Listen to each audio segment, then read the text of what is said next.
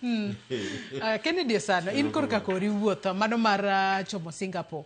En wuoth ma kochopo higa manyien to wabo bedo kwanene ka waneno kwa chiegni chopo mar mondo mi wabede kind pinje ma uchumi margi odongore kose kapok arwako Kennedy Ondiek e twak.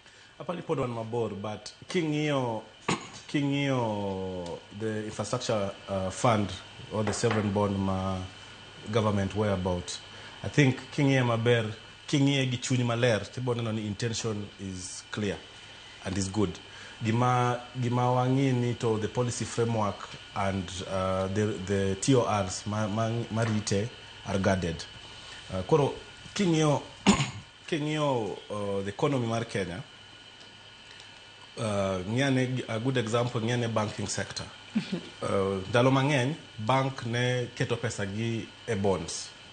Kane government obiro kono gi ni nyaka giduok rates chien, rates make bonds gi bills no bedo controlled.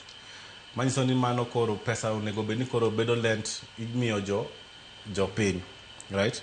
So kani dwaro loan mondo ichak go biashara mondo kata mondo iyaw go biashachi no, koro sani en yot mondo ikaw pesa mondo idhi yaw go biashara kata further go education ni, because interest rate mar loans odok chien because of the new framework mar KESO, right? But chon can ing'iyo books make bank need only maybe 30% or 50% of their capital or liquidity obedo invested the government bonds. Sani mano pesa no trickle down to the economy.